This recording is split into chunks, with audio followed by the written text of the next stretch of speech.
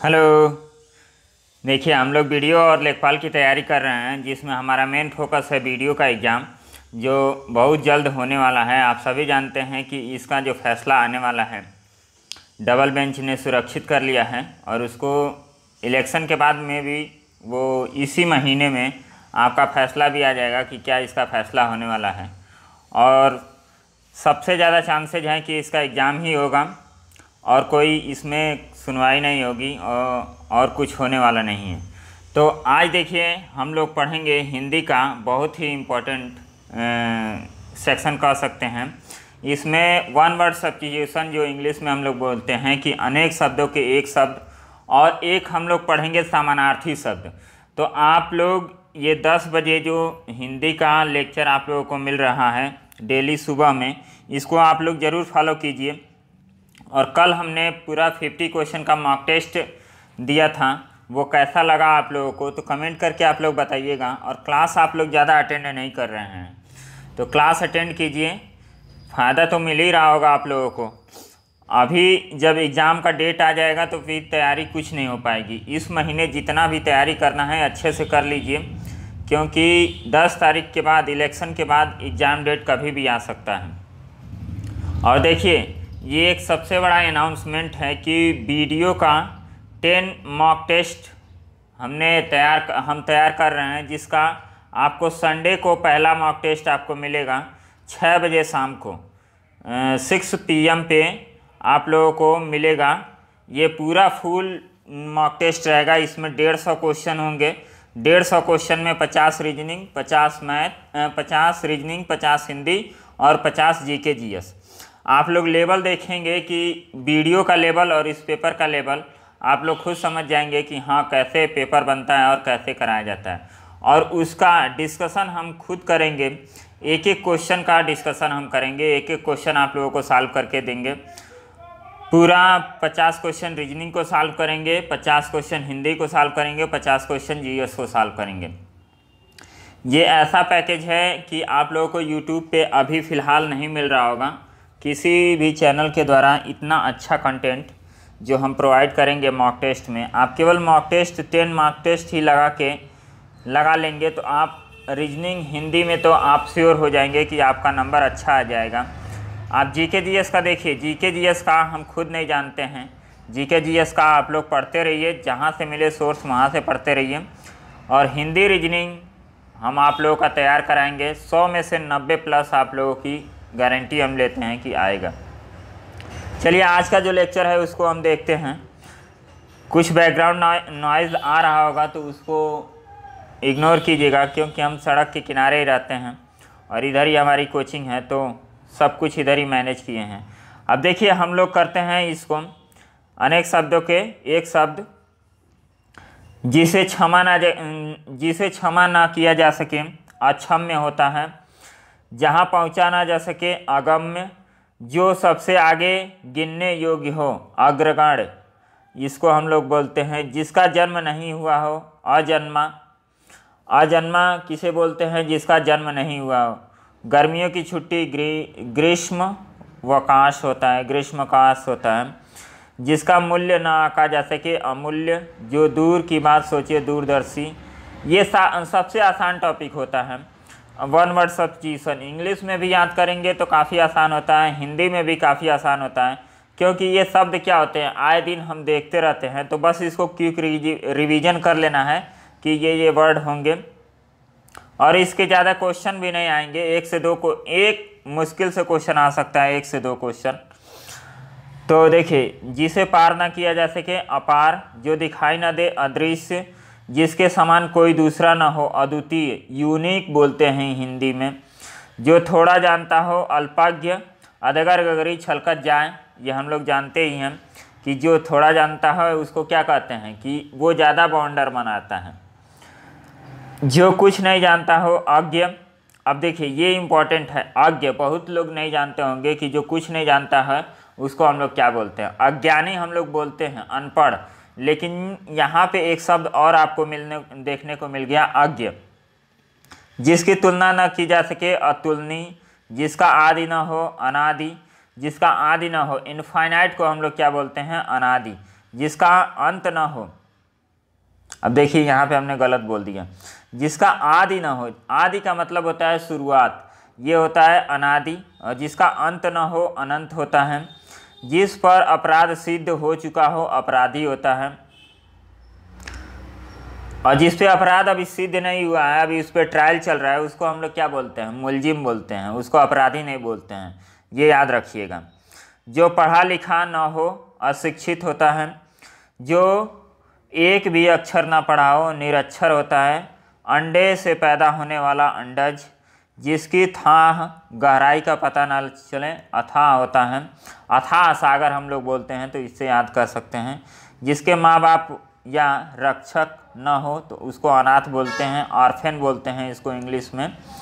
फिर जिसे टाला ना जा सके क्या होता है? अटल होता है। अटल इसको हम लोग बोलते हैं। जो काम मानवता के विरुद्ध हो अमानवीय होता है। जो बीत चुका हो अतीत और गत।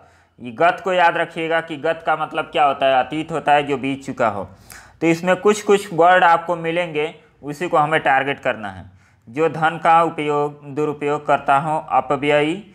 जो कम व्यय करता हो अल्प व्ययी और मित व्ययी। इनको हम लोग कंजूस नहीं बोलते हैं। ये लोग क्या करते हैं, जैसे मान लीजिए कि मार्केट गए, जितने की आवश्यकता है उतना ही धन का उपयोग करेंगे और उतना ही सामान लेके आएंगे। लेकिन जो धन का दुरुपयोग करते हैं अपव्ययी, ये लोग क्या होते हैं? ये जाएंगे, यदि 1 किलो एक सामान की किसी की ज़रूरत होगी तो वो 3-4 सामान खरीद के लेके चले आएंगे। और जो मितव्ययी होते हैं काफ़ी हिफाजत से अपने पैसे को खर्च करते हैं, तो ऐसे होता है अल्पव्ययी या मितव्ययी। अब देखिए नेक्स्ट हम लोग स्लाइड पढ़ेंगे। अब यहाँ क्या है? जिसे जाना ना जा सके अज्ञेय। जिसे जाना ना जा सके क्या होता है? अज्ञेय होता है। जिसे आने की तिथि न हो अतिथि होता है। अतिथि देवो भव। अतिथि तुम कब जाओगे? ये मूवी आप लोगों ने देखा होगा, कमेंट करके बताइएगा कि इस मूवी में कौन हीरो काम किया है। जिसकी कल्पना न की जा सके अकल्पनीय। और जिसे कभी मारा ना जा सके। जो कभी मरे नहीं अमर होता है। अमर। जो थोड़ा बोलता हो अल्पभाषी मितभाषी। अल्पभाषी और मितभाषी इसको बोलते हैं जो थोड़ा बोलते हैं। और जो अधिक बोलता है वचाल बोलते हैं। वचाल काफ़ी इंपॉर्टेंट शब्द है वचाल। तो जो आप लोगों को डिफरेंट शब्द लगे उसको आप लोग नोट कीजिएगा। वचाल, इसका PDF हम टेलीग्राम चैनल पे दे देंगे, वहाँ से आप लोग इसका डाउनलोड करके और इसको सुरक्षित रख लीजिएगा और इसको बार बार रिवाइज कीजिएगा। जो अधिक बोलता हो वचाल होता है। जिसका विश्वास न किया जा सके अविश्वसनीय होता है। जिसे भुलाया ना जा सके अविस्मरणीय होता है। दोपहर के बाद का समय अपराह्न होता है। ये कई बार पूछा गया है, दोपहर के बाद के समय को क्या कहते हैं? बड़ा भाई होता है अग्रज और छोटे भाई को हम लोग अनुज बोलते हैं। जिसका निर्णय न हो सके अनिर्णित होता है। कम खाने वाला अल्पाहारी मिताहारी इसको बोलते हैं। जो बात कही ना जा सके अकथनीय। जिसका वर्णन न किया जा सके अवर्णनीय। वर्णनातीत इसको बोलते हैं, वर्णनातीत भी बोलते हैं, जिसका हम डिस्क्राइब नहीं कर सकते हैं। 6 माह में एक बार होने वाला अर्धवार्षिक षटमासिक भी होता है इसका। 1 साल में एक बार होने वाला वार्षिक होता है। जो पहले पढ़ा न हो अपठित होता है। जो कभी नष्ट न हो अविनाशी अनश्वर होता है। जो आँखों के सामने न हो अप्रत्यक्ष परोक्ष। परोक्ष रूप से कोई काम करना मतलब इनडायरेक्ट रूप से काम करना। फिर देखिए जो आँखों के सामने हो प्रत्यक्ष होता है। अब ये दोनों सिनोनिम्स हो जाएंगे, परोक्ष और प्रत्यक्ष। अप्रत्यक्ष ये क्या होते हैं? सिनोनिम्स होते हैं। सिनोनिम्स कर रहे हैं, एंटोनिम मतलब विलोम होते हैं। जिसे कभी बुढ़ापा न आए, बुढ़ापा को जर भी कहते हैं, अजर होता है। फिर जो परिचित न हो अपरिचित। छोटे भाई को अनुज बोलते हैं, अभी हमने पढ़ा है। कि जिसकी गिनती ना की जा सके अगणनीय। फिर यहाँ देखिए इसको हम लोग क्या बोलेंगे? जो ईश्वर को माने आस्तिक होता है। जो न माने उसको नास्तिक बोलते हैं। स्वयं की हत्या आत्महत्या होता है। आयुर्वेद से संबंध रखने वाला आयुर्वेदिक होता है। ऊपर चढ़ने वाले को आरोही कहते हैं। आरोही का मतलब क्या होता है, ऊपर से नीचे से ऊपर चढ़ने वाले को आरोही कहते हैं। ये मैथ में आप लोगों को काफ़ी देखने को मिलता है, आरोही और अवरोही काफ़ी ज़्यादा दिक्कत करता है। तो आरोही का मतलब होता है छोटे से बड़े की तरफ चलना, और अवरोही का मतलब होता है बड़े से छोटे की तरफ चलना। इसका एक ट्रिक हम आप लोगों को बताते हैं, आरोही और अवरोही। अवरोही जब आपको दे तो आप मान के चलिए ये बड़ा है, इसमें 4 शब्द हैं, इसमें 3 शब्द हैं, तो मतलब बड़ा है तो पहले बड़े से स्टार्ट कीजिए। अब देखिए जैसे मान लीजिए कि 4 है, 5 है और 8 है, तो अवरोही बोला गया तो अवरोही में क्या करेंगे आप, 8 पहले लिखेंगे, फिर 5 लिखेंगे, फिर 4 लिखेंगे। तो बड़ा वाले को पहले लिखें, उसके बाद छोटा वाले को बाद में ऐसे। और आरोही आपको बोले तो पहले क्या लिखेंगे, 4, 5 और 8। तो इस तरह याद रखिएगा कि ये छोटा है तो छोटा पहले आएगा, ये बड़ा है तो बड़ा पहले आएगा। इसको इंग्लिश में असेंडिंग आर्डर और डिसेंडिंग आर्डर बोलते हैं। इंग्लिश में आसान है, असेंडिंग मीन्स चढ़ना और डिसेंडिंग मीन्स नीचे आना। आकाश में घूमने या विचरने वाला नभचर होता है। फिर अतिथि का सत्कार, आतिथ्य होता है, अतिथि का सत्कार। दूसरे देश से मांगना होता है आयात।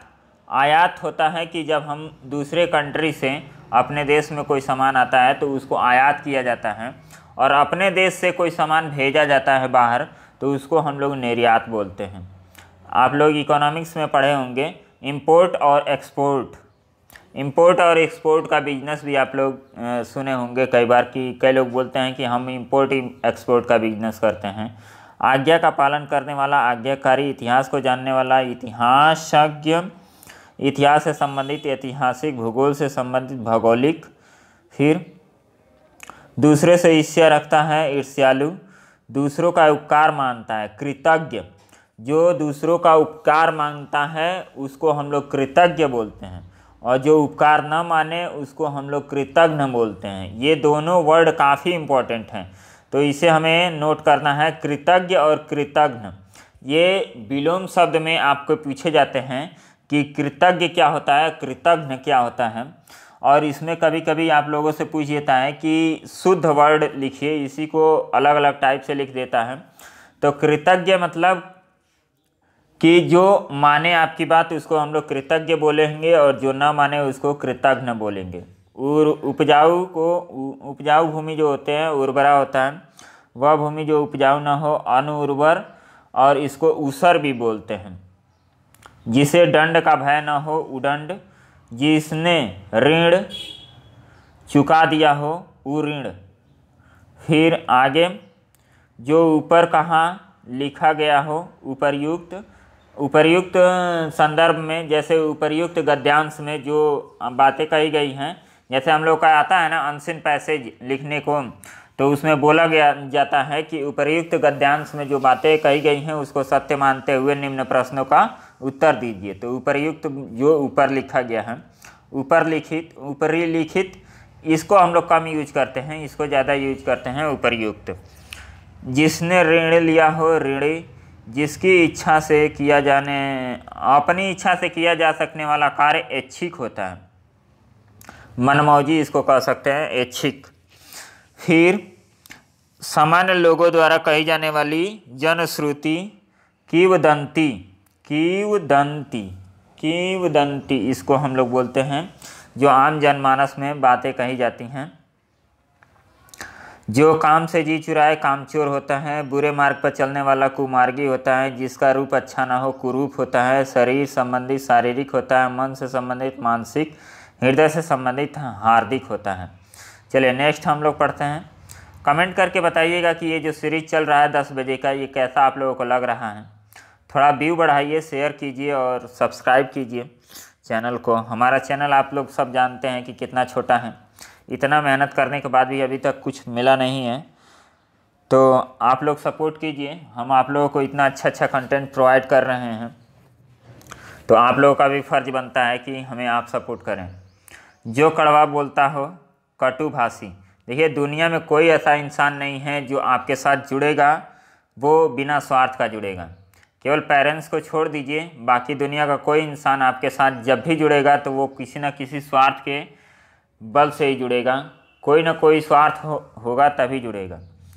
तो बस हमारा स्वार्थ यही है कि आप लोग हमारे चैनल को ग्रो करने में मदद करें और हम आप लोगों को अच्छा कंटेंट प्रोवाइड करेंगे। हिंदी रीजनिंग से रिलेटेड आप लोगों को कोई दिक्कत नहीं होगी और मैथ से भी रिलेटेड आप लोगों को दिक्कत नहीं होगी आने वाले समय में। जो लोग लेखपाल की तैयारी कर रहे हैं उनके लिए हम कंप्लीट मैथ भी तैयार करेंगे और उनके लिए भी टेस्ट सीरीज लॉन्च करेंगे बहुत जल्द। चलिए, जो नम्रता से बोलता हो, मृदुभाषी जिसको बोलते हैं, जो अच्छे कुल में उत्पन्न हुआ हो कुलीन बोलते हैं, जो अपनी बुराई के लिए प्रसिद्ध हो कुख्यात बोलते हैं, अच्छाई के लिए प्रसिद्ध प्रख्यात बोलते हैं, जो क्षमा करने योग्य हो क्षम्य होता है, आकाश को छूने वाला गगनचुंबी होता है, घूमने फिरने वाला घुमक्कड़ होता है, सदैव स्मरण रखने योग्य चिर स्मरणीय होता है, जिसकी 4 भुजाएं हो चतुर्भुज होता है, 4 वेदों को जानने वाला चतुर्वेदी होता है। चतुर्वेदी का नाम आप लोगों ने सुना होगा, चतुर्वेदी 4 भुजाओं को जानने वाला, 4 वेदों को जानने वाला कौन होता है? चतुर्वेदी। और 4 भुजाओं, जिसकी 4 भुजाएं हो इसको चतुर्भुज बोलते हैं। इंग्लिश में इसको क्वाड्रेट बोलते हैं, क्वाड्रिलेटरल बोलते हैं, क्वाड्रिलेटरल फिगर, जिसमें आपका स्क्वायर आ जाएगा, वर्ग आ जाएगा, आयत आ जाएगा, ये सब आते हैं जिसकी 4 भुजाएं होती हैं। रोगी का इलाज करने वाला चिकित्सक होता है, छात्रों के रहने का स्थान छात्रावास होता है, जानने की इच्छा जो होती है जिज्ञासु होती है। फिर नेक्स्ट, जैन मत को मानने वाला जैनी होता है, बुद्ध भगवान बुद्ध से संबंधित होता है, बौद्ध जो जन्म से अंधा हो जन्मांध होता है, जनता द्वारा चलाए जाने वाला राजतंत्र जनतंत्र होता है, डेमोक्रेटिक हम इसे बोलते हैं, जिसमें क्या होता है by the people for the people to the people, ऐसे होता है। अब्राहम लिंकन का एक कोट है कि जनता की सरकार होती है उसको हम लोग जनतंत्र बोलते हैं, डेमोक्रेटिक कंट्री बोलते हैं। India is one of the largest democratic country in the world. आप लोगों ने सुना होगा कि भारत क्या है? विश्व का सबसे बड़ा लोकतांत्रिक देश है। यहाँ पे हमेशा चुनी हुई सरकार आती है, कोई डिक्टेटर यहाँ हो जाता है।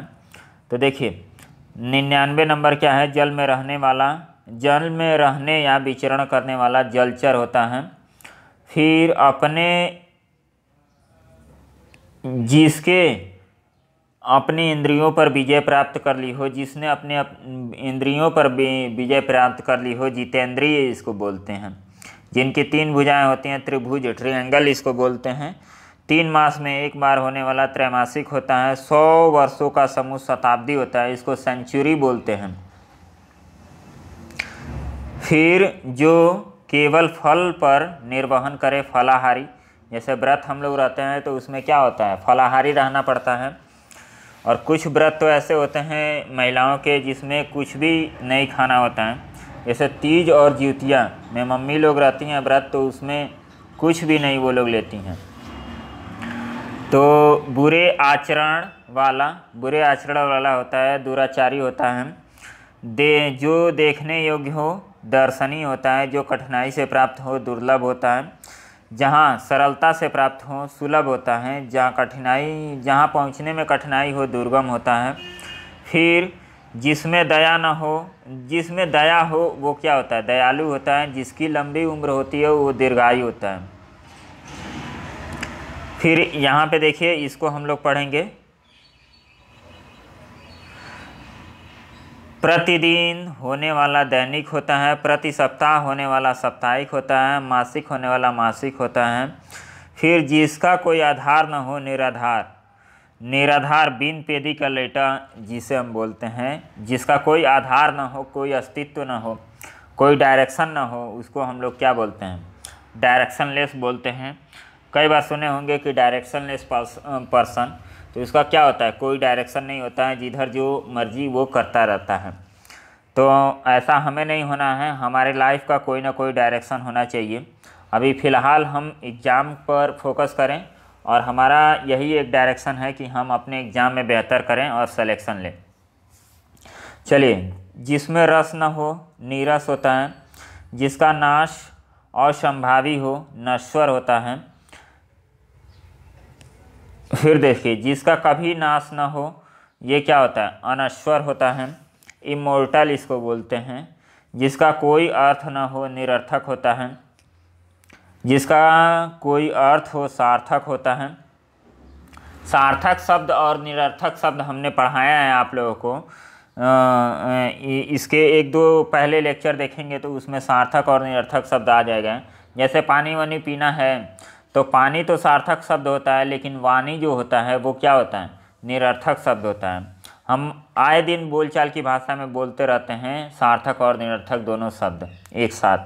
जो अभी अभी पैदा हुआ हो नवजात होता है। नीचे लिखा हुआ निम्नलिखित प्रश्नों का उत्तर दीजिए, ये काफ़ी फेमस वर्ड है। जिसके पास धन न हो निर्धर होता है, जो उत्तर न दे सके निरुत्तर होता है। जिसके कोई दोष न हो निर्दोष होता है, जो कभी कभी नया आया हो, जो अभी अभी नया आया हो नवागंतु इसको बोलते हैं, नवागंतु इसको। देखिए हिंदी का वर्ड है, जब आप पढ़ेंगे नहीं, हम पढ़ेंगे नहीं तो क्या होगा, नए वर्ड लगेंगे। तो नवागंतुक बोलते हैं जो अभी अभी नया आया हो। फिर जिसके मन में ममता ना हो निर्मम होता है, कसाई जिसे बोलते हैं। जो मांस ना खाता हो निरामिष, क्या वर्ड है, निरामिष। तो इसको शाकाहारी भी हम लोग बोलते हैं जो मांस ना खाता हो, लेकिन यहाँ पे देखिए निरामिष एक काफ़ी अच्छा शब्द हमको मिला कि निरामिष उस व्यक्ति को कहते हैं या उस चीज़ को जो मांस ना खाता हो। इसमें जो गाय वो भी होते हैं उनको भी हम कह सकते हैं जो मांस नहीं खाता है। जो कोई भी मांस नहीं खाएगा उसको हम लोग क्या कह सकते हैं, निरामिष। जो मांस मछली खाता हो मांसाहारी, आमिष बोलते हैं। ये आप लोग दोनों वर्ड जानते थे, निरामिष और आमिष। अभी हमने पहली बार इसको देखा है, शायद पढ़े होंगे लेकिन भूल गए हैं। फिर से ये आमिष और निरामिष। आमिष का मतलब होता है खाने वाला और निरामिष का मतलब होता है जो मांस मछली न खाता हो। जिसने कोई अपराध न किया हो निरपराध होता है। फिर जिसका कोई आकार न हो निराकार होता है, जिसका कोई आकार हो साकार होता है। हाथ से लिखी पुस्तक या लेख पांडुलिपि होता है। दूसरों का भला उपकार करने वाला परोपकारी होता है। जिसे पढ़ा ना जा सके अपठनीय होता है। फिर सप्ताह, 2 सप्ताह पक्ष में एक बार होने वाला पाक्षिक होता है।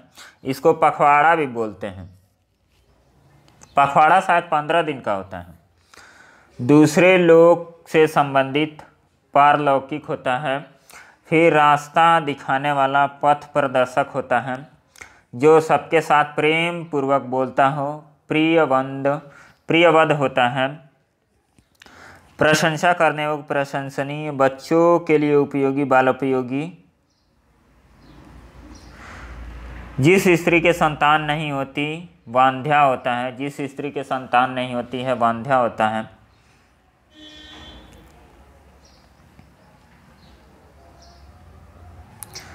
फिर 143, जो सुन न सके बधिर होता है। बहिर जिसको हम लोग बोलते हैं आम बोलचाल की बातें में कि बहिर हो गए हो, कहाँ हमारी बतिया नहीं सुन रहे हो, तो इसको हम लोग बहिर बोलते हैं। बधिर हिंदी वर्ड क्या होता है, बधिर होता है। जो आने वाला या होने वाला हो भावी होता है। जो बोल ना सके मूक होता है। गूंगा जिसे बोलते हैं। जिसकी आत्मा महान हो महात्मा होता है। शक्ति के अनुसार यथाशक्ति होता है। जो सर्वधारण में प्रिय हो लोकप्रिय होता है। जिसके नीचे रेखा खींची गई हो रेखांकित होता है, अंडरलाइन इसको बोलते हैं। फिर वेदों से संबंध रखने वाला वैदिक होता है। वन में पैदा होने या रहने वाला वन्य होता है। जिसमें विष हो विषैला होता है। जिस पुरुष की पत्नी की मृत्यु हो गई हो विधुर होता है। जिस पुरुष की पत्नी की मृत्यु हो गई हो उसे विधुर बोलते हैं। विधवा बोलते हैं जिसका पति मर चुका है। विधवा तो काफ़ी फेमस रहता है, लेकिन विधुर बहुत कम लोग जानते हैं कि विधुर किसे बोलते हैं। A husband without wife. क्या बात है, अ हस्बैंड विदाउट वाइफ। क्या इसे हस्बैंड कहा जाएगा? May be. जिस पर विश्वास न किया जा सके अविश्वसनीय होता है। जिसके हाथ में वीणा हो, वीणा पाड़ी। इसको हम लोग सरस्वती का क्या कहेंगे? समानार्थी कहेंगे, सरस्वती का पर्यवाची कहेंगे। जो शरण में आया हो शरणागत, शिव का उपासक शैव होता है। सदा रहने वाला शाश्वत होता है। साफ कहने वाला स्पष्ट वक्ता होता है। जहाँ आसानी से पहुँचा जा सके सुगम होता है। जो सबको समान दृष्टि से देखता हो समदर्शी होता है। जो सब जगह मौजूद हो सर्वव्यापी होता है। सर्वसाधारण से संबंध रखने वाला सार्वजनिक होता है। जो सभी का प्रिय हो सर्वप्रिय होता है। सुख की इच्छा रखने वाला सुखार्थी होता है। सुखार्थी इसको हम बोलते हैं, सुख की इच्छा रखने वाला। जिसका आचरण अच्छा हो सदाचारी होता है। सत्य बोलने वाला सत्यवादी होता है। सत्यवादी राजा हरिश्चंद्र, आप लोगों ने इनकी कहानी ज़रूर पढ़ी होगी कि हमेशा सत्य बोलते थे। जिनका पति जीवित हो सधवा इसको बोलते हैं, और जिनका पति मर गया हो उनको हम लोग क्या बोलेंगे? विधवा बोलेंगे। सधवा बोलते हैं वाइफ विद हस्बैंड। सुहागिनी बोलते हैं, सदा सुहागिन रहो। जो साथ पढ़ता हो सहपाठी होते हैं। जो सब कुछ जानता हो सर्वज्ञ होता है। समान अवस्था का समव्यस्था होता है, समवयस्क होता है, समवयस्क। हाथ से लिखा हुआ हस्तलिखित होता है। अब देखिए, ये हम 173 किए हैं। आप इसमें से मैक्सिमम हमें लगता है कि 100+ ऐसे वर्ड होंगे जो आप लोग जानते होंगे। तो कुछ ही वर्ड आपको मिलेंगे, जैसे 20-25 वर्ड मुश्किल से आप लोगों को मिलेंगे जो नए वर्ड होंगे। तो नए वर्ड को आप लोग नोट कर सकते हैं। टेलीग्राम से PDF डाउनलोड करके आप लोग उसको अच्छे से पढ़ लीजिएगा, और इसको 2-3 बार देख लेंगे तो आप लोगों को अच्छा तैयार हो जाएगा। और देखिए यहाँ पे कुछ हम एक्सरसाइज दे दिए हैं कि आप सभी जानते हैं ये 10th क्लास की ICSE की बोर्ड है। काफ़ी अच्छा इसका कंटेंट है, इसलिए हम इसको पढ़ा रहे हैं। तो आप लोग इसको डाउनलोड करके इसका आप लोग क्वेश्चन आंसर कीजिएगा। आप लोग का प्रैक्टिस भी हो जाएगा। तो इसको आप लोग प्रैक्टिस करेंगे तो काफ़ी अच्छा हो जाएगा। यहाँ पे देखिए, और यहाँ पे हम लोग एक चीज़ पढ़ते हैं। यहाँ देखिए, समानार्थक प्रतीत होने वाले सूक्ष्म भिन्न शब्द, जैसे अनुभव और अनुभूति, इस टाइप के जो वर्ड होते हैं। विद्वान होता है, विद्वता होता है। तो इस तरह का हम लोग जो वर्ड देखते हैं उसमें जो थोड़े थोड़े अंतर होते हैं उसको हम लोग कैसे देखेंगे। आइए, ये काफ़ी इम्पोर्टेंट है। इसमें हम लोग जज नहीं कर पाते हैं कि अभिमान क्या होता है, अहंकार होता है, अवस्था आयु में क्या अंतर होता है। तो इसको हम लोग देखेंगे। काफ़ी अच्छा कंटेंट है, हमें ये देखने को मिला, और इससे एग्ज़ाम भी पुटअप होते हैं। जैसे उपेक्षा अपेक्षा का मतलब होता है। प्रलाप विलाप का मतलब क्या होता है। लज्जा गलानी का मतलब क्या होता है। तो ये सब हम लोग देखेंगे। स्त्री पत्नी का मतलब होता है। तो ऐसे वर्ड हम लोग सीखेंगे और समझेंगे कि क्या होता है। अब देखिए, इसको हम लोग समझते हैं। आप लोग बोर तो नहीं होते हैं मेरी क्लास से? चलिए, अनुभव और अनुभूति, इसको हम लोग समझते हैं कि अनुभव क्या होता है। अनुभव क्या होता है कि कोई काम करते करते अनुभव होता है, और अनुभूति का मतलब होता है कि कुछ महसूस होना। देखिए, व्यवहार या अभ्यास से प्राप्त ज्ञान को हम लोग अनुभव कहते हैं, और चिंतन मनन से प्राप्त आंतरिक ज्ञान को अनुभूति कहते हैं। मतलब अध्यात्म से रिलेटेड ये होता है अनुभूति। और अनुभव जो होता है कि कोई काम करते करते अनुभव हो जाता है, अनुभवी व्यक्ति हम लोग कहते हैं। प्रसून को इस कार्य में बहुत अनुभव है। अच्छी कविता अनुभूति जन रचना होती है। तो इस तरह हम लोग इसको देखेंगे। अभिमान और अहंकार, सच्चे गर्व को अभिमान कहते हैं। मतलब हमें इंडियन होने का अभिमान है, हमें इंडियन होने का गर्व है। ऐसा नहीं बोलते हैं कि हमें इंडियन होने का घमंड है, ऐसे नहीं बोलते हैं। कि हमें अभिमान होता है, इसको प्राउड मोमेंट बोलते हैं। और अहंकार आप लोग सभी जानते हैं कि अहंकार क्या होता है। अहंकार से चूर व्यक्ति, जैसे रावण था, अहंकार से चूर व्यक्ति था कि उसको कोई नहीं मार सकता है, अंत में राम ने मारा है। तो अहंकार आप सभी जानते हैं कि अहंकार किसे कहते हैं। अभिमान मतलब प्राउड हम लोग बोलते हैं कि ये पॉजिटिव वर्ड हैं। अभिमान जो होता है पॉजिटिव वर्ड है और जो अहंकार है निगेटिव वर्ड है। हमें अपने देश पर अभिमान है। मनुष्य को अहंकार कभी नहीं करना चाहिए, नहीं करना चाहिए। अवस्था और आयु, वर्तमान वय को अवस्था कहा जाता है। आयु का अर्थ किसी जीव, पशु, पक्षी या मनुष्य की पूर्ण आयु अवस्था जीवन काल होता है। 25 वर्ष की अवस्था में उनका विवाह हुआ, मतलब 25 वर्ष की अवस्था में उनका विवाह हुआ। मनुष्य की अधिकतम आयु प्रायः 100 वर्ष होती है। तो ये आप लोग डिफरेंट समझ गए होंगे। आरंभ और प्रारंभ क्या होता है। आरंभ का मतलब होता है कार्य आरंभ करना और प्रारंभ का मतलब होता है पुनः आरंभ करना। देखिए कितना अच्छा वर्ड है। हम लोग इसमें कंफ्यूज होते हैं कि क्या इसका मतलब होगा। आरंभ और प्रारंभ दोनों एक ही साथ लपेट देते हैं। तो आरंभ का मतलब होता है कि कार्य आरंभ करना और प्रारंभ का मतलब होता है पुनः प्रारंभ करना। अलौकिक अलौकिक के बाद क्या लिखा है, स्वाभाविक। जब नहीं पढ़ेंगे तो क्या होगा, अलौकिक और स्वाभाविक नहीं, स्वाभाविक है। किसी अद्भुत उत्तम वस्तु, गुण या व्यक्ति को अलौकिक कहते हैं। जो अलौकिक का मतलब क्या होता है, यूनिक पर्सनालिटी, जो काफ़ी अच्छा हो उसको हम लोग अलौकिक बोलते हैं। प्रकृति विरुद्ध बात को अस्वाभाविक बोलते हैं। अस्वाभाविक मतलब अननेचुरल थिंग, जो ऐसा हम लोग काम कर रहे हैं जो नहीं करना चाहिए, अननेचुरल थिंग, उसको क्या कहते हैं, अस्वाभाविक। और अलौकिक का मतलब होता है एक्स्ट्रा ऑर्डिनरी, मतलब ये पॉजिटिव वर्ड है। ईर्ष्या, देश और स्पर्धा। ईर्ष्या का मतलब क्या होता है, दूसरों की उन्नति देखकर जलना। ईर्ष्या का मतलब होता है कोई आपका पड़ोसी हो, उसकी प्रगति हो रही है, किसी का सिलेक्शन हो जाता है, वो हमारे थोड़ा झगड़ा वगड़ा टाइप का रहता है और उनका सिलेक्शन हो जाए उनके घर में, या उनके घर में कुछ अच्छा होने लगता है, तो क्या होता है, ऐसे जलन होता है, ईर्ष्या होता है। और द्वेष का मतलब क्या होता है, हानि करने वालों की हानि करने की इच्छा। अब देखिए, जो आपका निगेटिव कर रहा है उसके साथ निगेटिव बर्ताव करना, उसको हम लोग द्वेष बोलते हैं।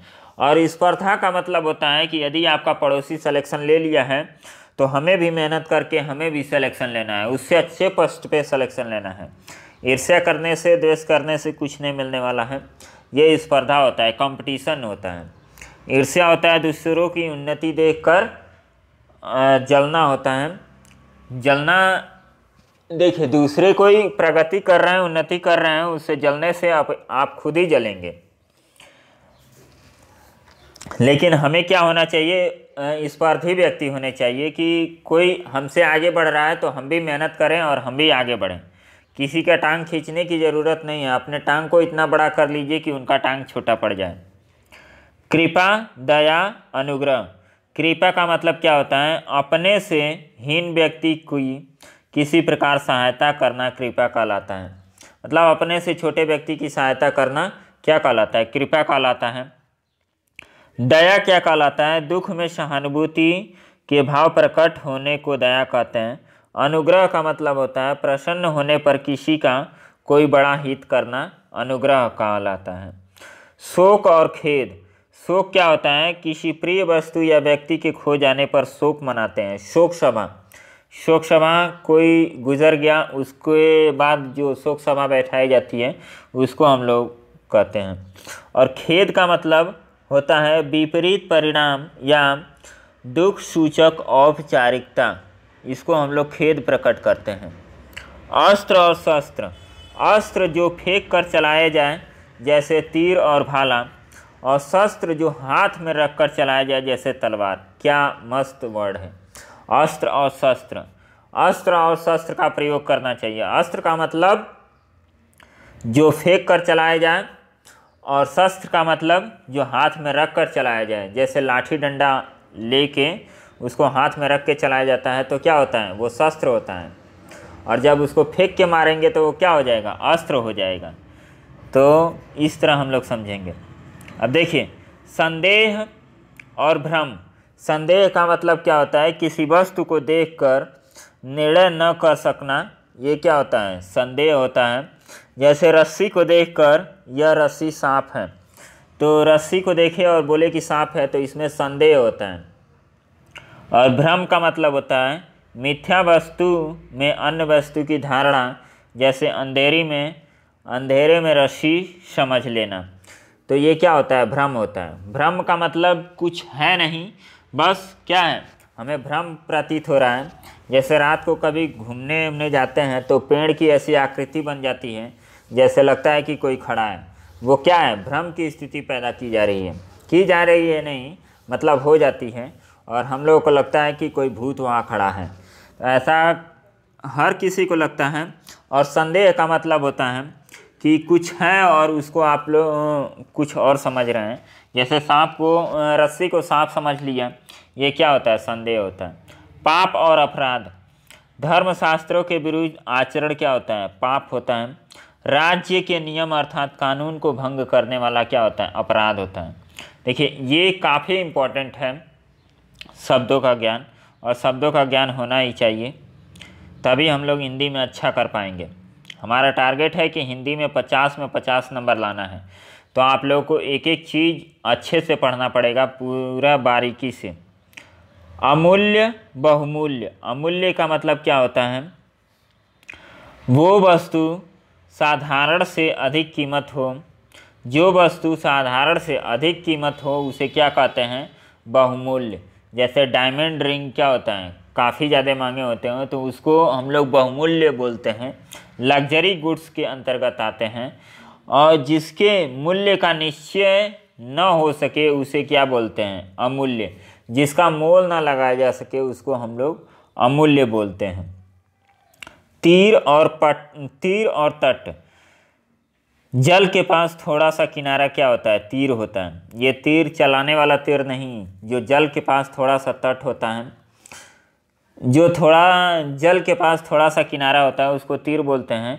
और किनारे किनारे दूर तक विस्तृत भाग को तट कहते हैं। शंका और आशंका। संदेह का भाव मन में आना क्या होता है, शंका होता है।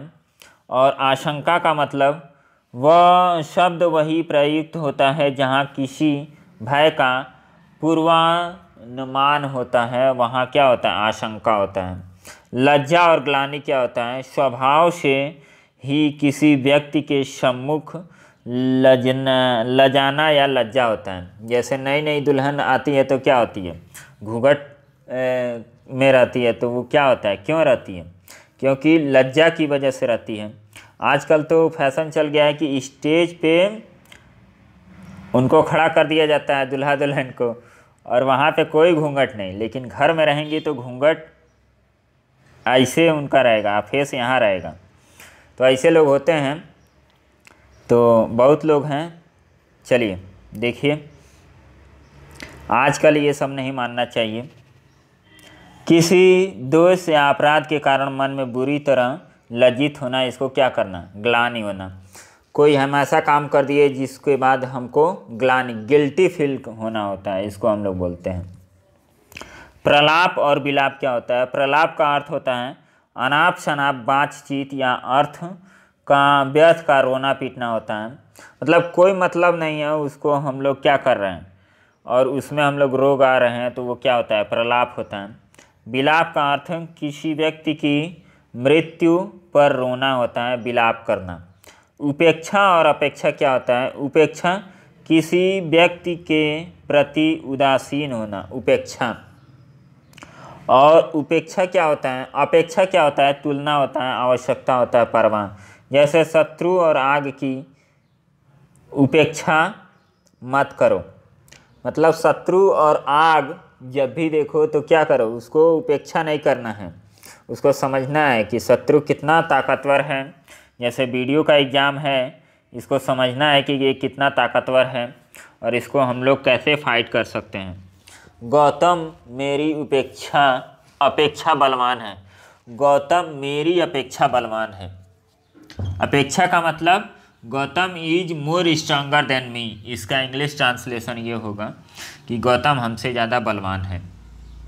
चलिए नेक्स्ट पढ़ते हैं। अब देखिए ज़्यादा टाइम हो रहा है क्या, 40 मिनट का वीडियो हो गया। तो आप लोग इसको देखिएगा, 2x पे लगा लीजिएगा और उसको फास्ट करके देख लीजिएगा तो अच्छे से आप लोग देख लेंगे। श्रद्धा और भक्ति में क्या होता है? संतों, महात्माओं, श्रेष्ठ जनों तथा धर्म संप्रदाय आदि के प्रति सम्मान और विश्वास का भाव क्या होता है? श्रद्धा होता है ईश्वर के प्रति विश्वास और पूजन भजन का नाम होता है भक्ति। स्त्री और पत्नी होता है, नारी मात्र के लिए स्त्री शब्द का प्रयोग करते हैं, किसी पुरुष की विवाहिता नारी को पत्नी कहा जाता है। आधि और व्याधि होता है, मानसिक कष्ट को क्या कहते हैं? आधि कहते हैं और शारीरिक कष्ट को व्याधि कहते हैं। काफ़ी इंपॉर्टेंट शब्द आधि और व्याधि। जो मानसिक कष्ट होता है, जो जैसे एग्ज़ाम नहीं हो रहा है, एग्ज़ाम डिले हो रहा है, ये क्या है? मानसिक कष्ट है, तो इसको हम लोग क्या कहेंगे? आधि। अब ये आप वर्ड यूज भी कर सकते हैं कि हम इस समय बहुत आधि में हैं, हम ये आधि का मतलब क्या होता है? अब अपने सेंस पे आप लोग यूज कीजिएगा कि आधि का मतलब होता है मानसिक कष्ट, मेंटल टर्बुलेंस होता है इसको, और शारीरिक कष्ट का मतलब होता है व्याधि। अर्पण और दान का मतलब होता है अपने से बड़ों को स्वेच्छापूर्वक कुछ देना होता है, अर्पण होता है। अपने से बड़ों को कुछ देना, गिफ्ट देना अर्पण होता है।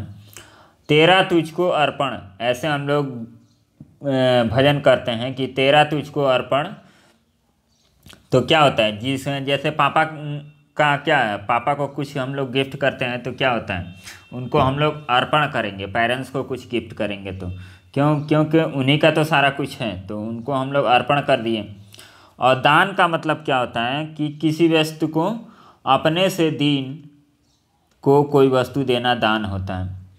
प्रेम और प्रणय, क्या बात है? जन सामान्य के बीच परस्पर प्रेम होता है और पति पत्नी के बीच प्यार को प्रणय बोलते हैं। फिर राजा और सम्राट, छोटे क्षेत्र, छोटे से प्रदेश के स्वामी को राजा कहते हैं। समस्त विस्तृत राज्य के स्वामी को सम्राट बोलते हैं। सम्राट अशोक सुने ही होंगे इनकी कहानी, जो कलिंगा में युद्ध किए थे, उनके बाद इनका हृदय परिवर्तन हो गया और हृदय परिवर्तन के बाद धम्म की नीति चलाए थे, आप सभी जानते होंगे। कलिंग का अभिलेख किस अभिलेख में मिलता है? ये कमेंट करके बताइएगा। हिस्ट्री के आप लोग हिस्ट्री पढ़े होंगे तो उसमें बोला गया होगा कि कलिंग के युद्ध की चर्चा किस अभिलेख में की गई है? सम्राट अशोक के। निर्दय और क्रूर, जिसका हृदय दुखी व्यक्ति को देख कर न पिघले उसको हम लोग निर्दय बोलते हैं। और जो अत्याचार ढाए वो क्या होता है? क्रूर होता है। राजकुमार और युवराज, राजा के सब पुत्र क्या होते हैं? राजकुमार ही होते हैं, लेकिन राजा के बाद जो राजगद्दी पे बैठता है उसको हम लोग युवराज बोलते हैं। देखिए मेधावी और विद्वान क्या होते हैं? जिसकी बुद्धि बड़ी तेज हो उसको हम लोग मेधावी छात्र बोलते हैं, और जो बहुत सारे ग्रंथ को पढ़ा हो वो क्या होता है? विद्वान, पंडित उसको बोलते हैं। ढाई आखर प्रेम का पढ़े सो पंडित होय। पोथी पोथी जग मुआ, पंडित भया न कोई, ढाई आखर प्रेम का पढ़े सो पंडित होय। तो इसको हम लोग क्या बोलते हैं? पंडित, विद्वान बोलते हैं। और मेधावी होता है इंटेलिजेंट स्टूडेंट को हम लोग बोलते हैं। तो इसके बाद भी हम लोग ये सब आप लोगों को टेलीग्राम पे मिल जाएगा, इसको आप लोग प्रैक्टिस कर लीजिएगा। प्रैक्टिस कर लेंगे तो काफ़ी अच्छा से हो जाएगा। जैसे मान सिंह को इस कार्य में बहुत है, क्या है? अनुभव है, अनुभूति नहीं है। हमें हर देशवासी को अपने देश पर क्या करना चाहिए? अभिमान करना चाहिए। कुछ लोग दूसरों की उन्नति देखकर ईर्ष्या करते हैं। तो इस तरह इसको प्रैक्टिस कर लेंगे तो आप लोगों का रिवीजन भी हो जाएगा और एक तरह से पेपर भी समझ लीजिए। तो इसको ज़रूर अटेंड कीजिए। और संडे को आप लोग टेस्ट के लिए तैयार रहिएगा। और संडे को आप लोग को 150 क्वेश्चन का टेस्ट होगा शाम को 6 बजे। और कोशिश करेंगे कि आप लोग ज़्यादा से ज़्यादा लोग लाइव में जुड़े। देखिए, हम तो वीडियो रिकॉर्ड करके ही डालेंगे, लेकिन आप लोग को वॉच करेंगे कि कितने लोग आ रहे हैं लाइव क्लास में। यदि उसका रिस्पांस हमें नहीं मिलेगा तो फिर आप लोगों को अगला टेस्ट बहुत मुश्किल से मिलेगा। आप लोग ज़्यादा से ज़्यादा लोग जुड़िए उस टेस्ट में और थोड़ा अपना रिस्पांस दिखाइए कि हाँ आप एक्साइटेड हैं उस टेस्ट को लेके कि नहीं, तो आगे काम किया जाएगा। और आप लोग दिखाएंगे अपना एक्साइटमेंट तो हम भी एक्साइट होके थोड़ा अच्छा आप लोगों को कंटेंट प्रोवाइड करेंगे और अच्छे से गाइड करेंगे। तो चलिए मिलते हैं नेक्स्ट वीडियो में, तब तक के लिए बाय, धन्यवाद। और हंसते रहिए, मुस्कुराते रहिए और बिंदास पढ़ते रहिए। Bye bye.